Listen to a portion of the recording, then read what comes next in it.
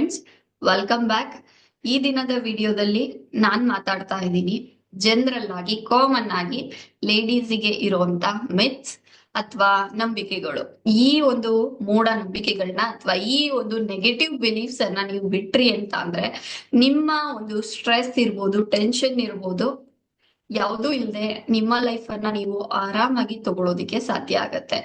And ಈ ಎಲ್ಲಾ ಒಂದಷ್ಟು ಮಿತ್ಸ್ ಗಳನ್ನ ನಾನು ಎಲ್ಲಿ ಕಲೆಕ್ಟ್ ಮಾಡಿದೆ ಅಂತ ಅಂದ್ರೆ, ಒನ್ಸ್ ಅಗೈನ್ ಕನ್ಸಲ್ಟೇಷನ್ಸ್ ಅನ್ನ ಮಾಡ್ಬೇಕಾದ್ರೆ ಯೂಶಿಯಲ್ ಆಗಿ ಕಾಣಿಸುವಂತ ಮೋಸ್ಟ್ ಪ್ಯಾಟ್ರನ್ಸ್ ಅವರ ಒಂದು ಅನಾರೋಗ್ಯಕ್ಕೆ ಇರ್ಬೋದು ಅಥವಾ ಅವರ ಒಂದು ಮೆಂಟಲ್ ಹೆಲ್ತ್ ಗೆ ರಿಲೇಟೆಡ್ ಆಗಿ ಕನ್ಸಲ್ಟೇಷನ್ಸ್ ಗೆ ಬಂದಾಗ ಈ ಮೋಸ್ಟ್ ಥಿಂಗ್ಸ್ ಪ್ಯಾಟ್ರನ್ಸ್ ಅವರಲ್ಲಿ ಕಾಣಿಸ್ತಾ ಇರತ್ತೆ. ಸೊ ಹಾಗಾಗಿ ಈ ಪ್ಯಾಟ್ರನ್ಸ್ ನಿಮ್ಮಲ್ಲೂ ಕೂಡ ಇದ್ರೆ ಟೇಕ್ ಕೇರ್, ಸೊ ದಟ್ ನಿಮ್ಮ ಒಂದು ಫ್ಯೂಚರ್ ಲೈಫ್ ಚೆನ್ನಾಗಿರೋದಿಕ್ಕೆ ಅಥವಾ ನಿಮ್ಮ ಒಂದು ಫಿಸಿಕಲ್ ಹೆಲ್ತ್, ಮೆಂಟಲ್ ಹೆಲ್ತ್ ಚೆನ್ನಾಗಿರೋದಿಕ್ಕೆ ಈ ಒಂದು ನೆಗೆಟಿವ್ ಬಿಲೀಫ್ಸ್ ಇಂದ ನೀವು ಈಚೆ ಬರೋದು ತುಂಬಾ ಇಂಪಾರ್ಟೆಂಟ್ ಆಗತ್ತೆ. ಸೊ ಅದರಲ್ಲಿ ಮೊದಲನೆಯ ಒಂದು ಮಿತ್ ಅನ್ನ ನೋಡೋದಾದ್ರೆ, if I don't do it no one else. Means ಅದು ಜವಾಬ್ದಾರಿಗಳಿಗೆ ಇರ್ಬೋದು ಅಥವಾ ಒಂದು ಏನ್ ಹೇಳ್ತೀವಿ ಕೆಲಸ ಕರ್ತವ್ಯಗಳಿಗೆ ರಿಲೇಟೆಡ್ ಆಗಿ ಇರ್ಬೋದು. ಲೇಡೀಸ್ ಓವರ್ ಆಗಿ ಬರ್ಡನ್ ಅನ್ನ ಅವ್ರ ಮೇಲೆ ತಗೊಳ್ಳುವಂಥದ್ದು. ನಾನ್ ಇದನ್ ಮಾಡ್ಲಿಲ್ಲ ಅಂತ ಅಂದ್ರೆ ಯಾರು ಮಾಡೋದೇ ಇಲ್ಲ. ಅದು ಪರ್ಸನಲ್ ಲೈಫ್ ಅಲ್ಲಿ ಇರ್ಬೋದು ಅಥವಾ ಪ್ರೊಫೆಷನಲ್ ಲೈಫ್ ಅಲ್ಲಿ ಇರ್ಬೋದು. ಎಸ್, ಒಂದಷ್ಟು ಜವಾಬ್ದಾರಿಗಳು ಅವರಿಗೆ ಅಂತಾನೆ ಇರತ್ತೆ. ಸೊ ಅದನ್ನ ಅವ್ರು ತಗೊಳೋದು ಓಕೆ, ಬಟ್ ಅವರಿಗೆ ಗೊತ್ತಿರುತ್ತೆ ಈ ರೆಸ್ಪಾನ್ಸಿಬಿಲಿಟೀಸ್ ನನಗೆ ಜಾಸ್ತಿ ಆಗತ್ತೆ, ಹೆವಿ ಆಗತ್ತೆ ಅಂತ ಅನ್ಬಿಟ್ಟು. ಬಟ್ ಸ್ಟಿಲ್ ಆ ಒಂದು ಅಭ್ಯಾಸದಲ್ಲಿ ಅವರು ಅವರ ಒಂದು ಏನ್ ಹೇಳ್ತೀವಿ ಹೆಚ್ಚೆಚ್ಚು ತಗೊಂಡು ಜವಾಬ್ದಾರಿಗಳನ್ನ ನಿಭಾಯಿಸಿ ಅಭ್ಯಾಸ ಆಗ್ಬಿಟ್ಟು ಎಷ್ಟೇ ಒಂದು ಫ್ಯಾಮಿಲಿ ರೆಸ್ಪಾನ್ಸಿಬಿಲಿಟೀಸ್ ಇರ್ಲಿ ಅಥವಾ ಒಂದು ಪ್ರೊಫೆಷನಲ್ ರೆಸ್ಪಾನ್ಸಿಬಿಲಿಟೀಸ್ ಇರ್ಲಿ, ಎಸ್ ನಾನ್ ಮಾಡ್ತೀನಿ, ನಾನ್ ತಗೊಳ್ತೀನಿ, ಈ ತರದಲ್ಲಿ ತಗೊಳ್ತಾ ಓವರ್ ಬರ್ಡನ್ ಅನ್ನ ತಗೊಳ್ತಾ ಬರುವಂತದ್ದು. ಬಟ್ ಫ್ಯಾಕ್ಟ್ ಏನಂತ ಅಂದ್ರೆ, ನೀವು ಮಾಡಿಲ್ಲ ಅಂತ ಅಂದ್ರೆ universe have the replace for everything. ಇದು ಯೂನಿವರ್ಸ್ ಅಲ್ಲ. ಯಾವ ರೀತಿಯಲ್ಲಿ ಆ ಒಂದು ಬ್ರಹ್ಮಾಂಡದಲ್ಲಿ ಏನಿದೆ ಅದು ನಮ್ಮಲ್ಲೂ ಕೂಡ ಇದೆ ಅಂತ ನಾವ್ ಏನ್ ಹೇಳ್ತೀವಿ, ಬ್ರಹ್ಮಾಂಡದ ಶಕ್ತಿ ನಮ್ಮಲ್ಲಿ ಕೂಡ ಅಡಗಿದೆ ಅಂತ ಅನ್ಬಿಟ್ಟು. ಸೊ ಅದೇ ರೀತಿಯಲ್ಲಿ ಯೂನಿವರ್ಸಲ್ ಲಾನ ನಾವು ತಗೊಳ್ಳೋದಾದ್ರೆ ಯೂನಿವರ್ಸ್ ಅಲ್ಲಿ ಎಲ್ಲದಕ್ಕೂ ರಿಪ್ಲೇಸ್ಮೆಂಟ್ ಇದೆ. ಸೊ ಹಂಗೇನೆ ಈ ಒಂದು ಜವಾಬ್ದಾರಿನ ನೀವು ತಗೊಂಡಿಲ್ಲ ಅಂತ ಅಂದ್ರೆ ಬೇರೆ ಇನ್ಯಾವುದೋ ರೀತಿಯಲ್ಲಿ ಇನ್ಯಾರೋ ಆ ಒಂದು ರೆಸ್ಪಾನ್ಸಿಬಿಲಿಟಿಯನ್ನ they will take care. Yes. And ಎರಡನೆಯ ಮಿತ್ ಅನ್ನ ನಾವಿಲ್ಲಿ ನೋಡೋದಾದ್ರೆ, ಒಳ್ಳೆಯ ಹೆಂಡತಿ ಅಥವಾ ಒಂದು ಆದರ್ಶ ತಾಯಿ, ಆದರ್ಶವಾದಂತ ಮಗಳು ಎಲ್ಲವನ್ನ ಸ್ಯಾಕ್ರಿಫೈಸ್ ಮಾಡ್ತಾಳೆ. ಸೊ ಈ ಒಂದು ಬಿಲೀಫ್ ಸಿಸ್ಟಮ್, ಈ ಒಂದು negative belief system once clients ಜೊತೆ ವರ್ಕ್ ಮಾಡ್ಬೇಕಾದ್ರೆ ಬರುವಂತದ್ದು. ನಾನೇನಾದ್ರೂ ಸ್ಯಾಕ್ರಿಫೈಸ್ ಮಾಡ್ಲಿಲ್ಲ ಅಂತ ಅಂದ್ರೆ ನಾನು ಒಂದು ಒಳ್ಳೆಯವಳಲ್ಲ ಅಥವಾ ನಾನು ಒಂದು ಐಡಿಯಲ್ ಅಥವಾ ರೋಲ್ ಮಾಡೆಲ್ ಆಗೋದಿಕ್ಕೆ ಸಾಧ್ಯ ಇಲ್ಲ. ಒಂದು ಏನ್ ಹೇಳ್ತೀವಿ ಮೆಷರ್ಮೆಂಟ್ ಅನ್ನ ಇಟ್ಕೊಂಡ್ಬಿಟ್ಟು ಆ ಒಂದು ಮೆಷರ್ಮೆಂಟ್ ಅಲ್ಲಿ ಒಳ್ಳೆ ಹೆಂಡತಿ ಈ ರೀತಿಯಲ್ಲಿ ಇರ್ಬೇಕು, ಒಳ್ಳೆ ತಾಯಿ ಈ ಎಲ್ಲವನ್ನ ಮಾಡ್ಬೇಕು, ಒಳ್ಳೆ ಮಗಳು ಇವೆಲ್ಲವನ್ನ ಕನ್ಸಿಡರ್ ಮಾಡ್ಬೇಕು. ಈ ರೀತಿಯ ನೆಗೆಟಿವ್ ಬಿಲೀಫ್ಸ್ ಅವರಲ್ಲಿ ಇರುತ್ತೆ. ಲೈಕ್ ಎಕ್ಸಾಂಪಲ್, ಒಳ್ಳೆಯ ಹೆಂಡತಿ ಹುಷಾರಿಲ್ಲ ಅಂತ ಅಂದ್ರೂ ಕೂಡ ಅಡ್ಗೆ ಮಾಡ್ಲೇಬೇಕು, ಒಳ್ಳೆ ಹೆಂಡತಿ ಹುಷಾರಿಲ್ಲ ಅಂದ್ರೂ ಕೂಡ ಮನೆಯನ್ನ ಟೇಕ್ ಕೇರ್ ಮಾಡ್ಲೇಬೇಕು, ಒಳ್ಳೆಯ ತಾಯಿ ತನ್ನ ಮಗುವಿಗೋಸ್ಕರ ತನ್ನ ಕೆರಿಯರ್ ಅನ್ನ ಸ್ಯಾಕ್ರಿಫೈಸ್ ಮಾಡ್ಬೇಕು, ಒಳ್ಳೆಯ ಮಗಳು ಆ ಒಂದು ಗಂಡನ್ ಮನೆಯಲ್ಲಿ ಏನೇ ಆದ್ರೂ ಕೂಡ ಎಲ್ಲವನ್ನ ಸಹಿಸ್ಕೋಬೇಕು. ಈ ರೀತಿಯ ಒಂದಷ್ಟು ಎಕ್ಸಾಂಪಲ್ಸ್ ಅನ್ನ ನಾನು ಕೊಡ್ತಾ ಇದ್ದೀನಿ. ಸೊ ಈ ರೀತಿಯಲ್ಲಿ ಅವರದೇ ಆದಂತ ಒಂದು ನೆಗೆಟಿವ್ ಬಿಲೀಫ್ಸ್ ಅಲ್ಲಿ ಅವ್ರು ಸ್ಟಕ್ ಆಗಿರ್ತಾರೆ. ಬಟ್ ಒಂದು ಫ್ಯಾಕ್ಟ್ ಏನು ಅಂತ ಅಂದ್ರೆ, ನಮ್ಮ ಹ್ಯಾಪಿನೆಸ್, ನಮ್ಮ ಸಂತೋಷ ಕೂಡ ಮ್ಯಾಟರ್ ಆಗತ್ತೆ. ನಾವು ಎಷ್ಟು ಖುಷಿಯಾಗಿದ್ದೀವಿ ಆ ಒಂದು ಖುಷಿಯನ್ನ ನಾವು ಹೊರಗಡೆ ಸ್ಪ್ರೆಡ್ ಮಾಡೋದಿಕ್ಕೆ ಸಾಧ್ಯ ಆಗತ್ತೆ. ಒಳಗಡೆ ನಾವು ಸ್ಯಾಕ್ರಿಫೈಸ್ ಅನ್ನ ಮಾಡ್ತಾ, ತ್ಯಾಗವನ್ನ ಮಾಡ್ತಾ ಆ ಒಂದು ನೋವಿನಲ್ಲಿ ನಾವ್ ಇರ್ಬೇಕಾದ್ರೆ ನಾವು ಹೊರಗಡೆ ಕೊಡುವಂಥದ್ದು ಅದೇ ನೋವು, ಅದೇ ಸಂಕಟವನ್ನ ನಾವು ಪಾಸ್ ಆನ್ ಮಾಡ್ತೀವಿ ಹೊರತು ನಮ್ಮ ಫ್ಯಾಮಿಲಿಗೆ ನನ್ನ ಒಳಗಡೆ ಸಂತೋಷ ಇಲ್ಲದೆ ನಾನು ಎಲ್ಲರನ್ನೂ ಸಂತೋಷವಾಗಿರ್ತೀನಿ ಅನ್ನೋದಕ್ಕೆ ಸಾಧ್ಯನೇ ಇಲ್ಲ. ಸೊ ಹಾಗಾಗಿ ನಿಮ್ಮ ಸಂತೋಷ ಕೂಡ ತುಂಬಾ ಮ್ಯಾಟರ್ ಆಗುತ್ತೆ. ನೆಕ್ಸ್ಟ್ ಮೂರನೆಯ ಒಂದು ಮೆತ್ತನ್ನ ನಾವು ನೋಡೋದಾದ್ರೆ, saying no will make me bad person. Like example, ಒಂದು ಹೆಲ್ದಿ ಬೌಂಡ್ರೀಸ್ ಇರೋದಿಲ್ಲ. ಮೀನ್ಸ್ ಯಾರು ಏನೇ ಹೇಳಿದ್ರು ಕೂಡ ಅದಕ್ಕೆ ಎಸ್, ಖಂಡಿತ ಅದಾಗತ್ತಾ ಆಗಲ್ವಾ ಅದು ನಮ್ಗೆ ಮ್ಯಾಟರ್ ಆಗೋದಿಲ್ಲ.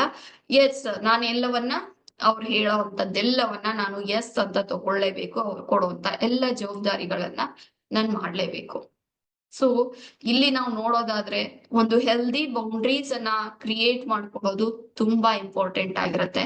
ಸೊ ಅದು ಫ್ಯಾಮಿಲಿಯಲ್ಲಿ ಆದ್ರೂ ಓಕೆ, ಒಂದು ವರ್ಕಿಂಗ್ ಪ್ರೊಫೆಷನಲ್ ಆದ್ರೂ ಓಕೆ, ನಮ್ಮ ಒಂದು ಹೆಲ್ದಿ ಬೌಂಡ್ರೀಸ್ ಅನ್ನ ನಾವು ಕ್ರಿಯೇಟ್ ಮಾಡ್ಕೊಂಡು ವರ್ಕ್ ಮಾಡೋದು ತುಂಬಾ ಇಂಪಾರ್ಟೆಂಟ್ ಆಗುತ್ತೆ ನಮ್ಮ ಒಂದು stress and tension free ಲೈಫ್ಗೋಸ್ಕರ.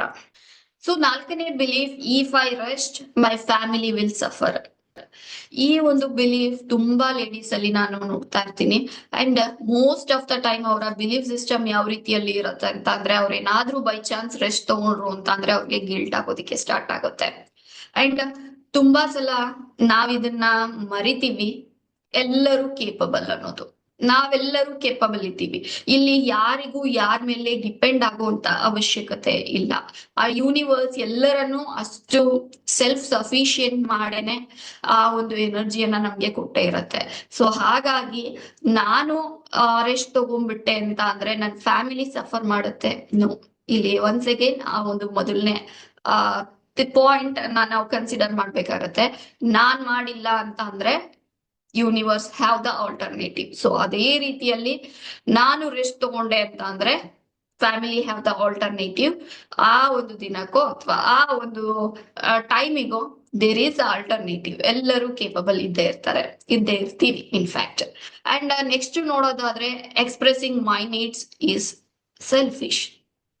And ಈ ಒಂದು ಬಿಲೀಫ್ ಸಿಸ್ಟಮ್ ಕೂಡ ತುಂಬಾ ಜನರಲ್ಲಿ ಇರುತ್ತೆ. ಅಂಡ್ ನಾವು ನನ್ನ ಒಂದು ನೀಡ್ಸ್ ಅನ್ನ, ನನ್ನ ಅವಶ್ಯಕತೆಯನ್ನ ನಾನು ಎಕ್ಸ್ಪ್ರೆಸ್ ಮಾಡ್ಕೊಂಡ್ರೆ ಅಥವಾ ಫುಲ್ಫಿಲ್ ಮಾಡ್ಕೊಂಡ್ರೆ ನಾನು ಸೆಲ್ಫಿಶ್ ಆಗ್ತೀನಿ.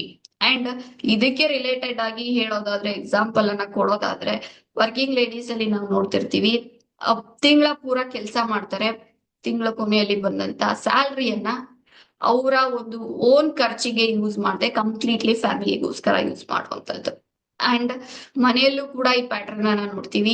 ಪ್ರತಿದಿನ ಅಡ್ಗೆ ಮಾಡುವಂತ ಆಕೆ ಎಲ್ಲರಿಗೆ ಇಷ್ಟ ಆಗುವಂತ ಅಡ್ಗೆಗಳನ್ನ ಆಲ್ಟರ್ನೇಟಿವ್ ಆಗಿ ಮಾಡ್ತಿರ್ತಾಳೆ. ಬಟ್ ಆಕೆಗೆ ಏನ್ ಇಷ್ಟನೋ, ಏನ್ ತಿನ್ಬೇಕು ಅನ್ನಿಸ್ತಾ ಇದೆಯೋ ಅದನ್ನ ಮಾತ್ರ ಮಾಡ್ಕೊಳ್ಳೋದಿಲ್ಲ. ಯಾಕೆ ಅಂತ ಅಂದ್ರೆ, ಫ್ಯಾಮಿಲಿ ಮೇ ಥಿಂಕ್ ನಾನು ಸೆಲ್ಫಿಶ್ ಆಗ್ತಾ ಇದ್ದೀನಿ, ನಾನು ನನ್ನ ಒಂದು ಓನ್ ಆಸೆಗಳನ್ನ ಮಾತ್ರ ಎಕ್ಸ್ಪ್ರೆಸ್ ಮಾಡ್ಕೊಳ್ತಾ ಇದ್ದೀನಿ.